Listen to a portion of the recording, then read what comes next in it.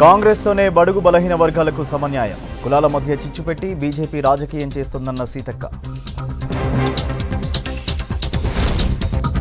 నల్గొండ జిల్లా బీఆర్ఎస్ నేతల మధ్య విభేదాలు, అధిష్టానానికి తలనొప్పిగా నాయకుల వ్యవహారం.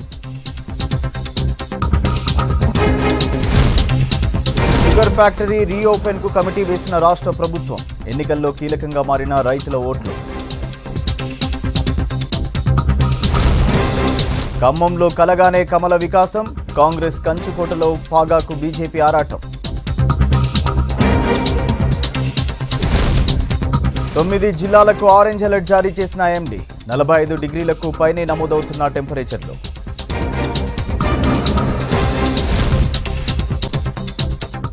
ఆగస్టు నెలలో రైతులకు 2 లక్షల రుణమాఫీ చేస్తామన్నారు మంత్రి పొన్నం ప్రభాకర్. వచ్చే వర్షాకాలంలో వరికి 500 రూపాయల బోనస్ ఇస్తామన్నారు. 10 ఏళ్లు అధికారంలో ఉన్న బీజేపీ రాష్ట్రానికి ఏమిచ్చిందని ప్రశ్నించారు. కరీంనగర్ జిల్లా బావుపేటలో ఎన్నికల ప్రచారంలో పాల్గొన్నారు మంత్రి పొన్నం. కరీంనగర్ లోక్సభ అభ్యర్థి వెలిచాల రాజేందర్రావు బావుపేటలో భారీ ర్యాలీ నిర్వహించారు. తర్వాత జరిగిన కార్నర్ మీటింగ్లో పాల్గొన్నారు పొన్నం.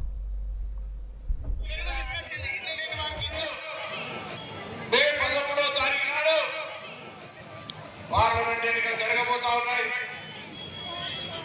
మన మాజీ శాసనసభ్యులు జగపతిరావు గారి కుమారుడు రాజేందర్ గారిని కాంగ్రెస్ పార్టీ పార్లమెంట్ అభ్యర్థిగా ఎంపిక చేసి దయచేసి మీ అందరినీ కోరుతాను. ఈరోజు మొన్ననే మీ అందరి ఆశీర్వచనంతో తెలంగాణ కాంగ్రెస్ ప్రభుత్వం వచ్చింది. ఒక మాట ఇస్తా ఉన్నాం, రేపొద్దున ఆగస్టు నెలలో రైతులందరూ కూడా 2 లక్షల రూపాయల రుణమాఫీతో పాటుగా మహాలక్ష్మి కింద ప్రతి మహిళకు 2,500 రూపాయలు ఇవ్వడంతో పాటుగా పెన్షన్ 4,000 ఇస్తూ వరి ధాన్యం పండించిన రైతులకు 500 బోనస్ కూడా ఇచ్చే బాధ్యత కాంగ్రెస్ అని మనం చేస్తున్నాం. బండి సంజయ్ గారు అంటా ఉన్నారు, 6 గ్యారెంటీలు అమలు చేస్తే బండి సంజయ్ ని సవాలు స్వీకరిస్తా ఉన్నాం.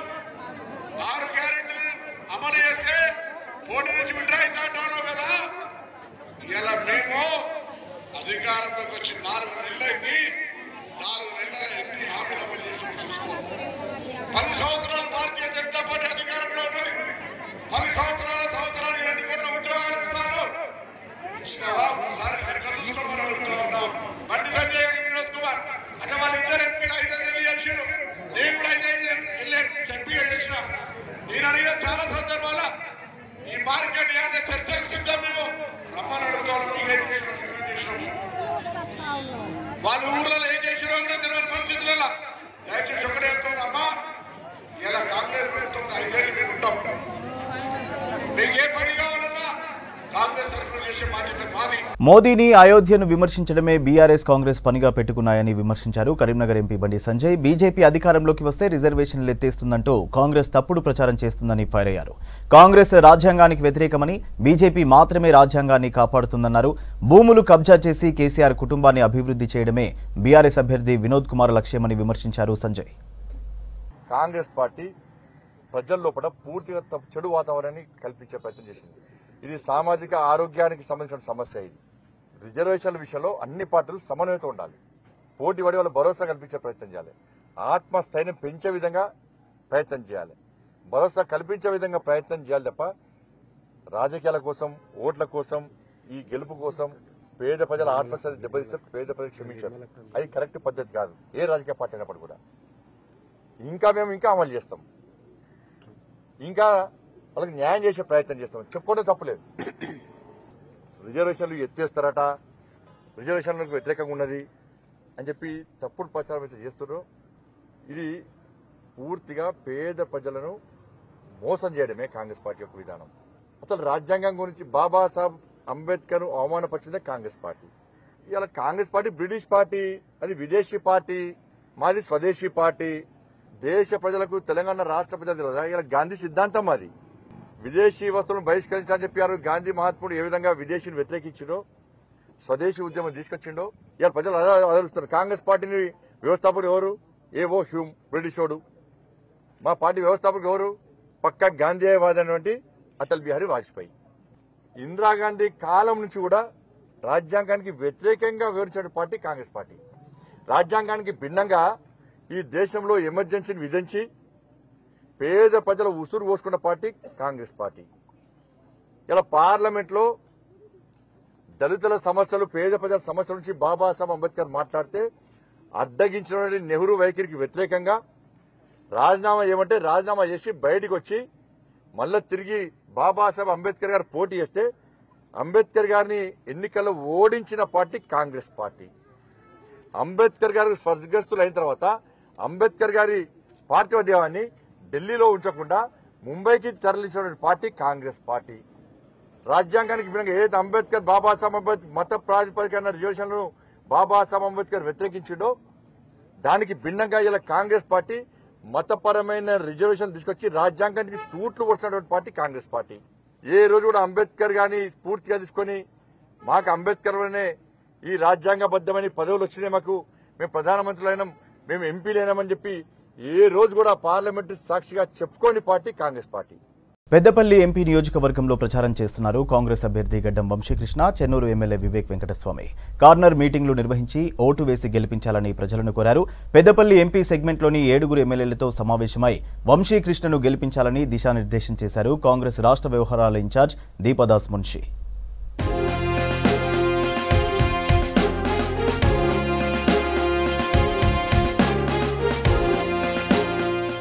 మంచిర్యాల జిల్లా చెన్నూరులో పర్యటించారు Congress state incharge Deepa Das Munshi. Chennur MLA Vivek Venkataswamy నివాసంలో పెద్దపల్లి లోక్సభ సెగ్మెంట్ పరిధిలోని పార్టీ ఎమ్మెల్యేలు, ఇతర ముఖ్య నేతలతో బ్రేక్ఫాస్ట్ మీటింగ్లో పాల్గొన్నారు. పెద్దపల్లి ఎంపీ అభ్యర్థి గడ్డం వంశీకృష్ణ గెలుపు కోసం అంతా కృషి చేయాలని దిశానిర్దేశం చేశారు. బెల్లంపల్లి ఎమ్మెల్యే గడ్డం వినోద్, మంచిర్యాల ఎమ్మెల్యే ప్రేమ్సాగర్ రావు, మాజీ కేంద్ర మంత్రి వేణుగోపాలాచారి, డీసీసీ ప్రెసిడెంట్ సురేఖ, మాజీ ఎమ్మెల్యే నల్లాల ఓదెలతో పాటు ఢిల్లీ నుంచి వచ్చిన పార్టీ అనుబంధ సంఘాల నాయకులు పాల్గొన్నారు.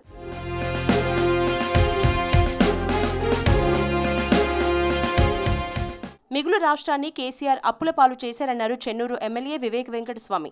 జగిత్యాల జిల్లా ధర్మపురి నియోజకవర్గం పెగడపల్లిలో ప్రభుత్వ విప్ అడ్లూరి లక్ష్మణ్ కుమార్ ఆధ్వర్యంలో ఎన్నికల ప్రచార సభ నిర్వహించారు. కార్యక్రమంలో ఎంపీ అభ్యర్థి గడ్డం వంశీకృష్ణ, చెన్నూరు ఎమ్మెల్యే వివేక్ వెంకటస్వామి పాల్గొన్నారు. మాజీ సీఎం కేసీఆర్ కాళేశ్వరం ప్రాజెక్టు పేరుతో జనాన్ని మోసం చేశారని ఆరోపించారు ఎమ్మెల్యే వివేక్ వెంకటస్వామి. బీఆర్ఎస్ నాయకులు దళితులకు, కార్మికులకు ద్రోహం చేశారని ఆరోపించారు పెద్దపల్లి ఎంపీ అభ్యర్థి గడ్డం వంశీకృష్ణ. టీఆర్ఎస్ ప్రభుత్వము మనకు 10 సంవత్సరాలు చెప్పింది డబుల్ బెడ్రూమ్ ఇల్లు ఇస్తానట. ఇచ్చిందా ఒక డబుల్ బెడ్రూమ్ ఇల్లు అన్న, కానీ 7 లక్షల కోట్ల రూపాయలు అప్పు చేసి మనకైతే డబుల్ బెడ్రూమ్ ఇల్లు కట్టియలేదు. ఏం చేసింది ఈ పైసలు మీరందరూ కూడా గమనించాలి. ఒక కాళేశ్వరం ప్రాజెక్ట్ కట్టిండు, ఆ ప్రాజెక్ట్ వలన మనకి ఏమన్నా నీళ్ళు వచ్చినాయి ఇక్కడ ఏమన్నా? అప్పుడు మనం అందరం కూడా పత్తిపాక ప్రాజెక్ట్ కట్టాలని చెప్పి టీఆర్ఎస్ ప్రభుత్వం పైన మనం అందరం అజిటేషన్ చేస్తాం. పత్తిపాక ప్రాజెక్ట్ కట్టిండా? కట్టలే. అంటే కేవలము కేసీఆర్ ఎట్లయితే కాళేశ్వరం ప్రాజెక్టులో 1,00,000 కోట్ల రూపాయలు వృధా చేసిండు, మిషన్ భగీరథ నీళ్ళు వస్తలేవు, కానీ 45,000 కోట్ల రూపాయలు మిషన్ భగీరథలో ఖర్చు పెట్టిండు. ఏమైనాయి? పాత పైపులు పెట్టిండ్రు, పైపులు ఏదైతే పగిలిపోయినాయో 5 సంవత్సరాల తర్వాత కొత్త పైపులు పెట్టలే, కొత్త వ్యక్తులకు ఏదైతే పైపులు కావాలనో అది పెట్టలే. ఈశ్వర్ మళ్ళీ కూడా మౌనంగా కూర్చున్నాడు. యాజిటేషన్ అప్పుడు కూడా కాకా వెంకటస్వామి గారు బుల్లెట్ గాయాలను కూడా లెక్క చేయకుండా తెలంగాణ వస్తే బాగుంటుందని చెప్పి, మన పిల్లల భవిష్యత్తు బాగుంటుందని చెప్పి, తెలంగాణ వచ్చిన తర్వాతనే కన్ను మూస్తానని చెప్పి కంకణం కట్టుకున్న వ్యక్తి కాకా వెంకటస్వామి గారు అని చెప్పి మీ అందరికి ఒకసారి గుర్తు చేస్తున్నాను. కానీ తెలంగాణ వచ్చిన తర్వాత 10 సంవత్సరాల తర్వాత ఇప్పుడు మనం చూస్తే తెలంగాణ రాష్ట్రం మొత్తము కన్నీరు, నిరుద్యోగ సమస్య అని చెప్పి మీ అందరు గమనిస్తున్నారు. పెన్షన్ స్కీమ్ అనేది ఫస్ట్ అమలు చేసిందే కాంగ్రెస్ పార్టీ అని చెప్పి అప్పుడు కాకా వెంకటస్వామి గారి హయాంలో అని చెప్పి మీ అందరికి ఒకసారి గుర్తు చేస్తున్నాను. అదే విధంగా ఇంతకు ముందు లచ్చన్న కూడా చెప్తుండే రేషన్ కార్డులు కూడా ఇవ్వలేదు ఎవరికని. ఎవరికన్నా రేషన్ కార్డులు ఇచ్చినమ్మా 10 సంవత్సరాల్లో? మరి ఇక్కడ ఉన్న తెలంగాణ రాష్ట్ర నాయకులు ఏం చేసినారని చెప్పి మీ అందరు గమనించాలి. రేషన్ సిస్టమ్ కూడా ఫస్ట్ అమలు చేసింది అప్పుడు కాకా వెంకటస్వామి గారి హయాంలో, కాంగ్రెస్ పార్టీ హయాంలో అని మీ అందరికి ఒకసారి గుర్తు చేస్తున్నాను.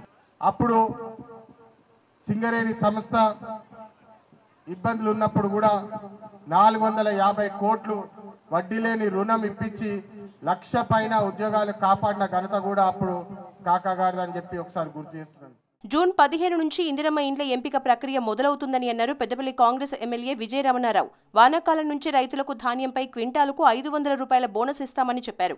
పెద్దపల్లి జిల్లా కాంగ్రెస్ అభ్యర్థి గడ్డం వంశీకృష్ణను భారీ మెజారిటీతో గెలిపించాలన్నారు.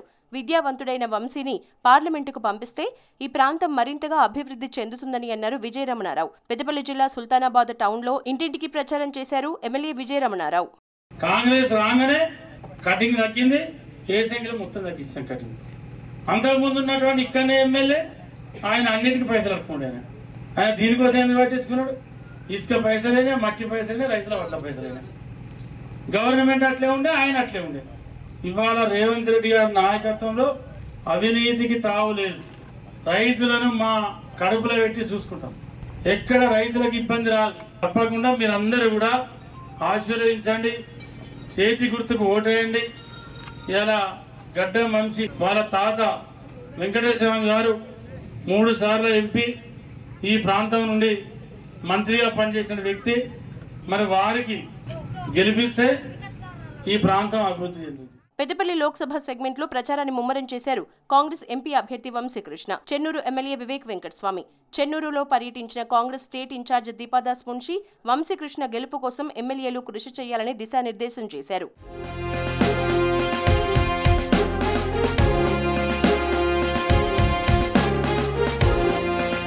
రిజర్వేషన్లు ఎత్తివేసే కుట్ర బీజేపీ చేస్తుందన్నారు బీఆర్ఎస్ వర్కింగ్ ప్రెసిడెంట్ కేటీఆర్. కుట్రలతోనే కాంగ్రెస్ పవర్లోకి వచ్చిందని ఆరోపించారు.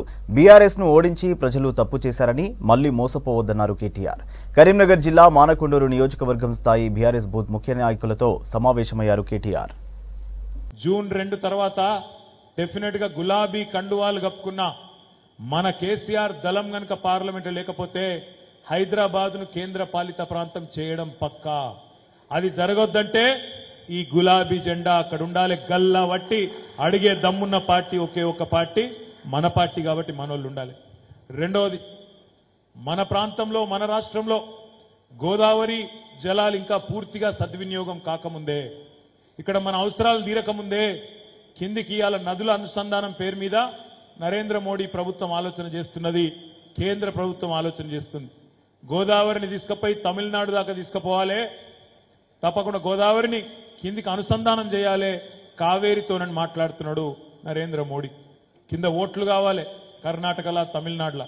మన అవసరాలు తీరకపోయినా పర్వాలేదు, ఇక్కడ ఒక్క ప్రాజెక్టుకు జాతీయ హోదా ఇవ్వకపోయినా పర్వాలేదు, కానీ తెలంగాణ నిండబెట్టి గోదావరిని మాత్రం కిందికి తీసుకుపోతామంటున్న కేంద్ర పార్టీలకు, జాతీయ పార్టీలకు గల్లా బట్టి అడగాలంటే ఈ గులాబీ జెండా పార్లమెంట్లో ఉండాలి.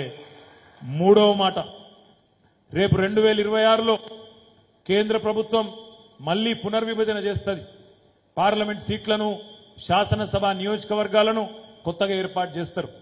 చేసినప్పుడు మీ అందరికీ తెలుసు, 1970లో 80లో ఆనాడు ఫ్యామిలీ ప్లానింగ్ మీద విపరీతమైన ప్రచారం చేస్తుండే కేంద్ర ప్రభుత్వం. మాకిద్దరు, మేమిద్దరం, మాకిద్దరు అనే స్లోగన్తోని ఆనాడు కుటుంబ నియంత్రణ గురించి బాగా ప్రచారం చేద్దరు. మేము చిన్నగా ఉన్నప్పుడు చాలా మంది పిల్లలకు తెలియకపోవచ్చు.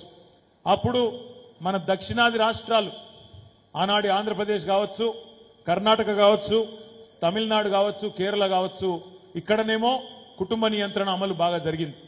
కానీ ఉత్తరాదిన సగం జరగలే. అందుకే ఉత్తరాదిల జనాభా పెరిగింది, దక్షిణాదిలో తగ్గింది. మరి రేపు నియోజకవర్గాల పునర్విభజన అప్పుడు, కొత్తగా పార్లమెంట్ నియోజకవర్గాలు ఏర్పాటు చేసేటప్పుడు, శాసనసభ నియోజకవర్గాలు ఏర్పాటు చేసేటప్పుడు మీ దగ్గర జనాభా తగ్గింది కదా, కాబట్టి మీ దగ్గర సీట్లు తగ్గిస్తామంటే కొట్లాడేతందుకు, గలం విప్పేతందుకు, గల్లా వట్టేతందుకు కావాలే యోగి గులాబీ జెండా. ఆఖరి మాట చూస్తున్నారు, మీరు వింటున్నారు మాటలు. కొంతమంది బీజేపీ ఎంపీలు అంటున్నారు, మాకు మూడిట్ల 2 వంతుల మెజారిటీ ఈయన్రి ఇస్తే రాజ్యాంగాన్నే మారుస్తాం, రిజర్వేషన్లు ఎత్తేస్తాం, ఎస్సీ ఎస్టీ రిజర్వేషన్లు తీసేస్తాం అని బీజేపీ వాళ్ళు మాట్లాడుతున్నారు కొంతమంది అక్కడక్కడ.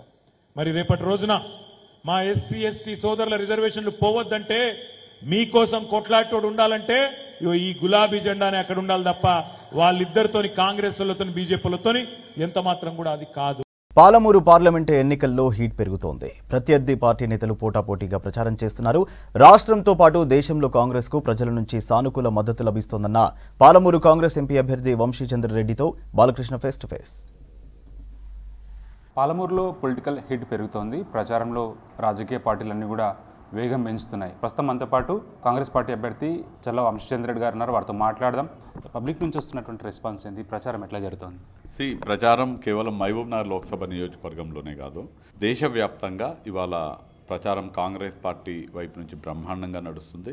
దేశ ప్రజలందరూ కూడా ఇవాళ కాంగ్రెస్ పార్టీ వైపు వస్తున్నారు. రాహుల్ గాంధీ గారు ప్రధానమంత్రి కావాలి, దేశంలో రాజ్యాంగాన్ని పరిరక్షించుకోవాలి, మన దేశ ప్రజలందరినీ కూడా గత దశాబ్ద కాలంగా పీడించుకొని తింటున్నటువంటి బీజేపీని గద్దెదించాలని దేశ ప్రజలందరూ కూడా కృతనిశ్చయంతో ఉన్నారు.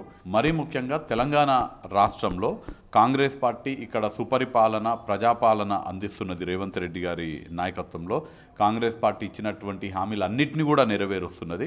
ఎన్నికల కోడ్ రావడం వల్ల 1-2 ఆలస్యమైంది. అవి ఎన్నికల కోడ్ అయిపోయిన తర్వాత ఖచ్చితంగా అమలు పరుస్తామని స్వయంగా ముఖ్యమంత్రి గారే చెప్పడం జరిగింది.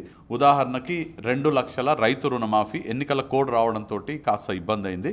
ఆగస్టు 15వ తారీఖు వరకు రాష్ట్రంలో ఉన్నటువంటి ప్రతి ఒక్క రైతుకి 2 లక్షల రూపాయల ఏకకాల రైతు రుణమాఫీ సాధించి పెడతాము, రైతు రుణమాఫీ అందిస్తామని స్వయంగా ముఖ్యమంత్రి గారే చెప్పడం జరిగింది. ఇందిరమ్మ ఇళ్ల పథకం భద్రాచలంలో ప్రారంభమైంది. మహిళలకు 500 రూపాయలకే సిలిండర్ ఇచ్చే కార్యక్రమం, మహిళలు ఫ్రీగా బస్సులలో ప్రయాణం చేస్తున్నారు.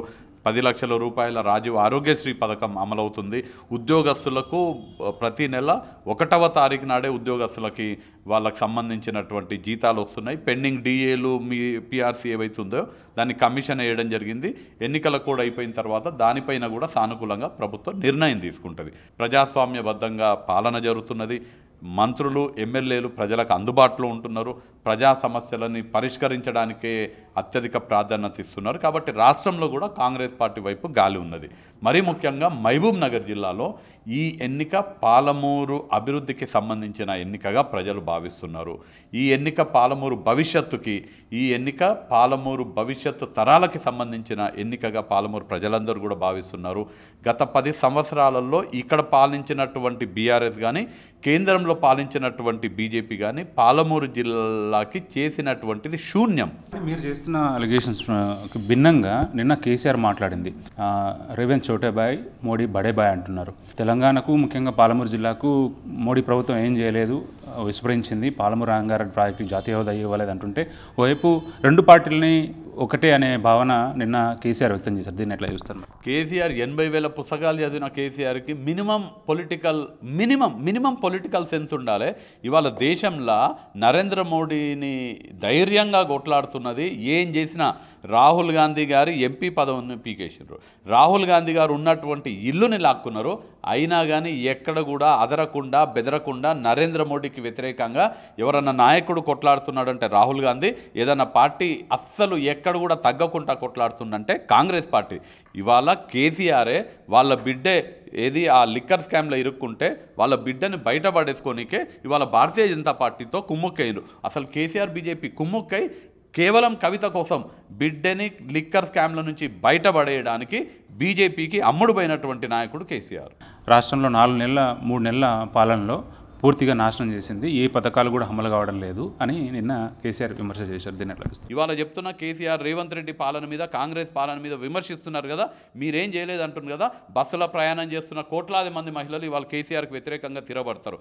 500 రూపాయలకే సిలిండర్ ఇస్తున్నాం కదా, ఎవరెవరైతే 500 రూపాయలకి సిలిండర్ తీసుకుంటున్నారో వాళ్ళందరూ కేసీఆర్కి వ్యతిరేకంగా వాళ్ళు తిరగబడతారు. రాజీవ్ ఆరోగ్యశ్రీ పథకం లబ్ధిదారులందరూ తిరగబడతారు. ఎవరెవరికైతే ఇందిరమ్మ ఇల్లు రాబోతుందో వాళ్ళందరూ కూడా కేసీఆర్కి బుద్ధి చెప్తారు. ఖచ్చితంగా కాంగ్రెస్ పార్టీ 14 స్థానాలకు తగ్గకుండా తెలంగాణలో గెలవబోతుంది. సీఎంతో సహా మీతో సహా అందరూ కాంగ్రెస్ పార్టీ నాయకులంతా కూడా ఒక ఆడబిడ్డని అవమానిస్తున్నారు, విమర్శిస్తున్నారు అనే మాటకి మీరేం ఇస్తారు? ఊర్లల్లో ఓ సామెత ఉంటుంది, బండి పోతుంటే బండి కింద నీడ కోసం కుక్క బండి కింద నడుస్తుంటుంది.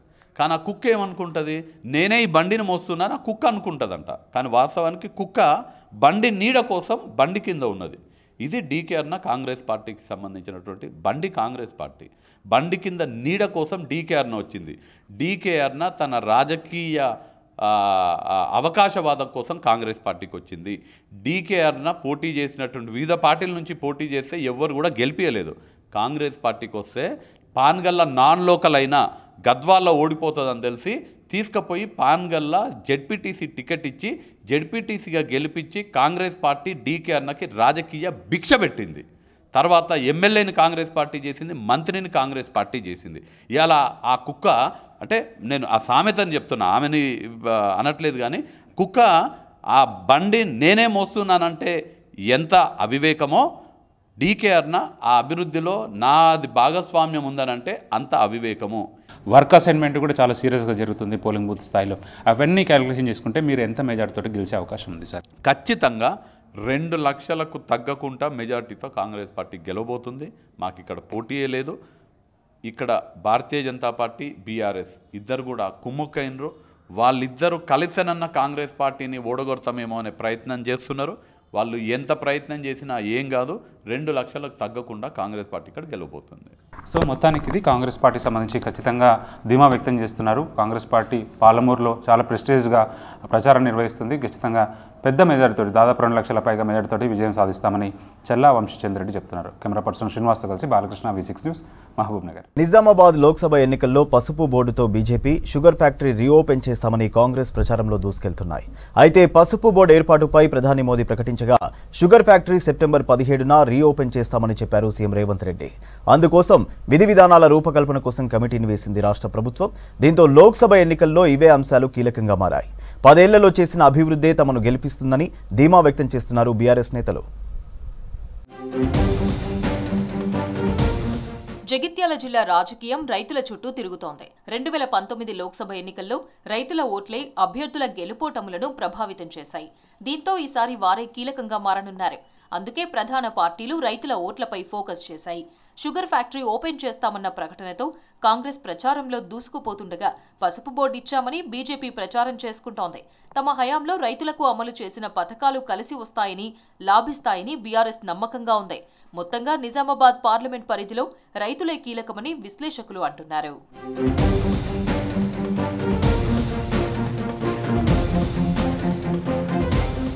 2015 డిసెంబర్ 23న నిజాం షుగర్ ఫ్యాక్టరీలకు యూనిట్లు లే ఆఫ్ ప్రకటించాయి. అప్పటి నుంచి చెరుకు రైతులతో పాటు కార్మికులు ఉపాధి కోల్పోయి పోరుబాట పట్టారు.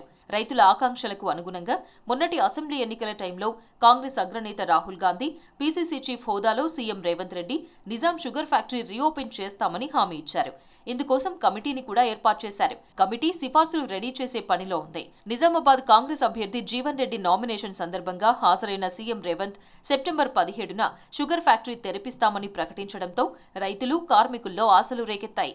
దీంతో రైతులు తమకు మద్దతుగా నిలుస్తారని కాంగ్రెస్ భావిస్తోంది.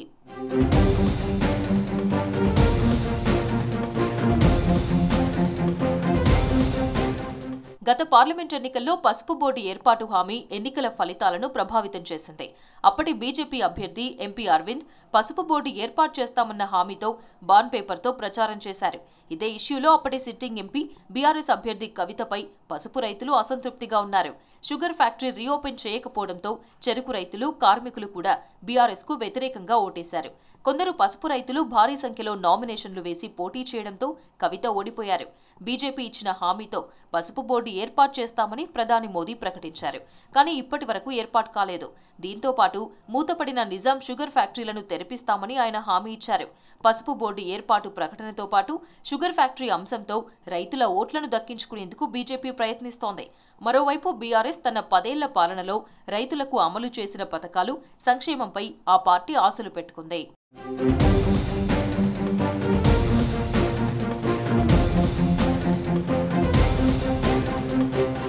నిజామాబాద్ పార్లమెంటు బరిలో 3 ప్రధాన పార్టీలైన కాంగ్రెస్, బీజేపీ, బీఆర్ఎస్ నుంచి జీవన్ రెడ్డి, అరవింద్, బాజిరెడ్డి గోవర్ధన్ బరిలో ఉన్నారు. రాష్ట్రంలో అధికారం కోల్పోవడంతో పాటు మాజీ ఎంపీ కవిత జైలుకెళ్లడం ఆ పార్టీ శ్రేణుల్లో నైరాశ్యం నెలకొంది.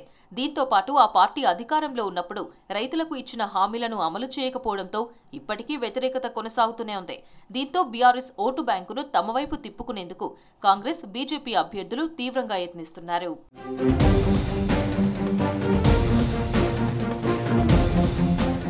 అసెంబ్లీ ఎన్నికల్లో ఓటమి తర్వాత ఉమ్మడి నల్గొండ జిల్లా బీఆర్ఎస్లో వర్గపోరు మరింత ముదిరింది. సొంత పార్టీలోనే రెండు వర్గాల మధ్య వారితో రోడ్డెక్కుతున్నారు గులాబీ నేతలు. పార్టీ సీనియర్ నేత మండలి చైర్మన్ గుత్తా సుఖేందర్ రెడ్డి ఏకంగా అధినేత కేసీఆర్ తీరుపైన అసంతృప్తి వ్యక్తం చేశారు. దీనిపై మాజీ మంత్రి జగదీష్ రెడ్డి వర్గం కౌంటర్ ఇస్తోంది. జిల్లాలో రెండు వర్గాల మధ్య జరుగుతున్న వారితో క్యాడర్లో గందరగోళం నెలకొంది.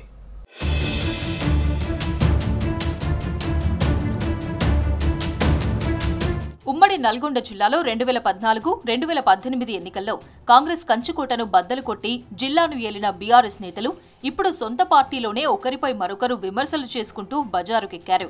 ఇటీవల శాసనమండలి చైర్మన్ గుత్తా సుఖేందర్ రెడ్డి మాట్లాడుతూ కేసీఆర్ చెప్పుడు మాటలు వింటున్నారని, ప్రజలకు ప్రభుత్వం దూరమైనందునే ఓడిపోయారన్నారు. బచ్చాలు కొంతమంది పార్టీలో చేరి కోట్లకు పడగలెత్తారన్నారు. ఏమైనా సలహాలు సూచనలు ఇవ్వాలన్నా కేసీఆర్ అపాయింట్మెంట్ ఇవ్వడం లేదన్నారు. గుత్తా సుఖేందర్ చేసిన ఆరోపణల్లో మాజీ ఎమ్మెల్యే గాదరి కిషోర్ను పరోక్షంగా ప్రస్తావించడంతో ఆయన ఓ సమావేశంలో గుత్తాపై డైరెక్ట్ గానే ఫైర్ అయ్యారు. ఆయన మా టీవీ ఇంటర్వ్యూలో చెప్తున్నాడు, సుఖేందర్ రెడ్డి గారికి పైసా ఖర్చు లేకుండా చైర్మన్ ఇచ్చినాం, ఎమ్మెల్సీలు చేసినాం 2 సార్లు. ఎవరి దయా దాక్షిణ్యాల మీద నేను ఎమ్మెల్సీ కాలేదు, చైర్మన్ కాలేదు. నేను పార్లమెంట్ సభ్యునిగా 10 సార్లు నన్ను రిక్వెస్ట్ చేస్తే, హరీష్ రావు గారిని 2 సార్లు నా ఇంటికి పంపితే, కేసీఆర్ నాతో పలుమార్లు మాట్లాడితే మంత్రి పదవి ఇస్తేనే నేను చేరతానని చెప్పిన మాట వాస్తవం.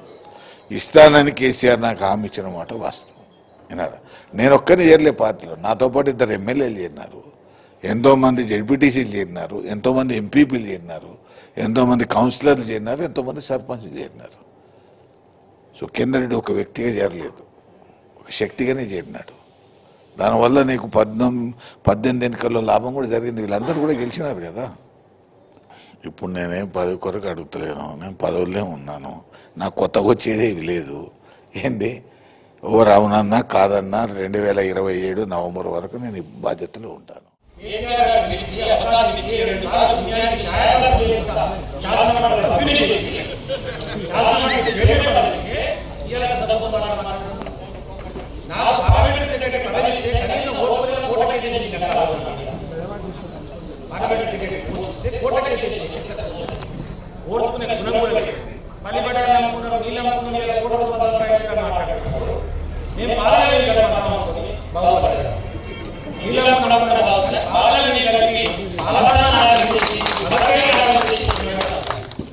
నల్గొండ జిల్లాలో బీఆర్ఎస్ సీనియర్ నేత గుత్తా సుఖేందర్ రెడ్డిపై గాదరి కిషోర్ అనుచిత వ్యాఖ్యలు చేశారంటూ తాజాగా ఆయన అనుచరులు ప్రెస్ మీట్ పెట్టారు.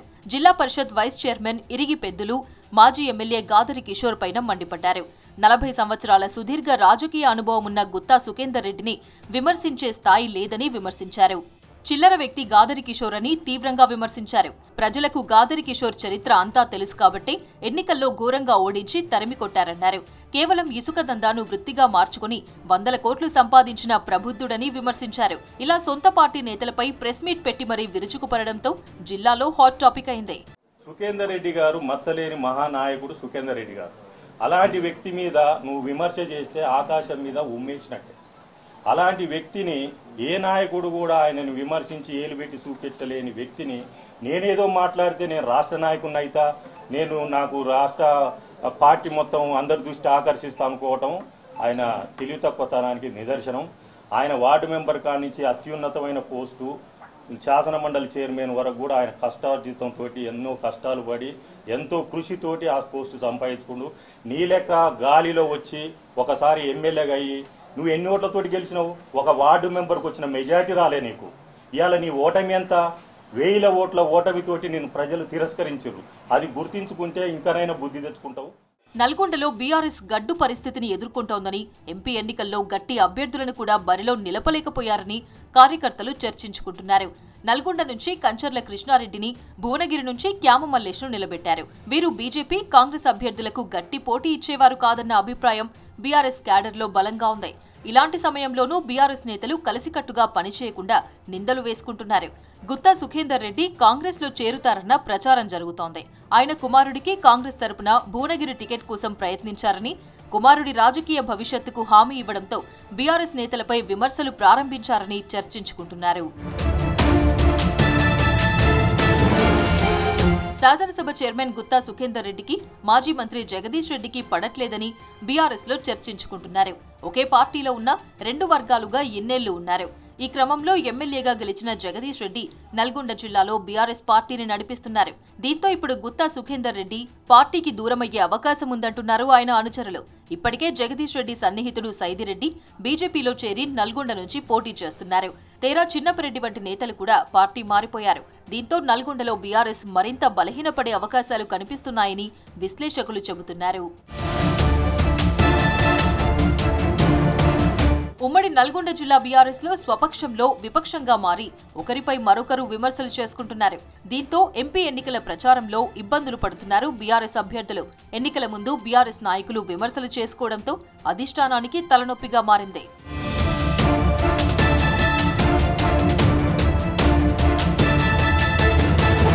తెలంగాణ నిప్పుల కొలిమిలా మారింది. ఉదయం నుంచే ఎండ వడగాలులతో జనం ఇబ్బంది పడుతున్నారు. రికార్డు స్థాయిలో ఉష్ణోగ్రతలు నమోదవుతున్నాయి. మరోవైపు వచ్చే 3 రోజులు వడగాల్పులు వీస్తాయని వాతావరణ శాఖ హెచ్చరించింది. కరీంనగర్, నల్గొండ, ములుగు, జగిత్యాలలో హై టెంపరేచర్లు నమోదవుతున్నాయి. పొడి వాతావరణం ఏర్పడుతుండటంతో ఉష్ణోగ్రతలు మరింత పెరిగే అవకాశం ఉందని తెలిపింది వాతావరణ శాఖ. 9 జిల్లాలకు ఆరెంజ్ అలర్ట్ ఇచ్చింది వాతావరణ శాఖ. చాలా జిల్లాల్లో 45 డిగ్రీల పైనే టెంపరేచర్లు నమోదవుతున్నాయి. ఇక రేపటి వరకు రాష్ట్రంలో పలు జిల్లాల్లో వడగాలులు వీస్తాయని వాతావరణ శాఖ తెలిపింది. అత్యవసరమైతే తప్ప ఇళ్ల నుంచి బయటకు రావద్దని సూచించింది. ఇవాళ రేపు కూడా కొన్ని జిల్లాల్లో తీవ్రమైన వడగాలులు వీస్తాయంది. అప్రమత్తంగా ఉండాలని వాతావరణ శాఖ హెచ్చరికలు జారీ చేసింది. ఇక ఇవాళ అక్కడక్కడ ఈదురుగాలులతో తేలికపాటి నుంచి మోస్తరు వర్షాలు కురుస్తాయని వాతావరణ శాఖ తెలిపింది. ఇవి bulletin updates. Keep watching V6.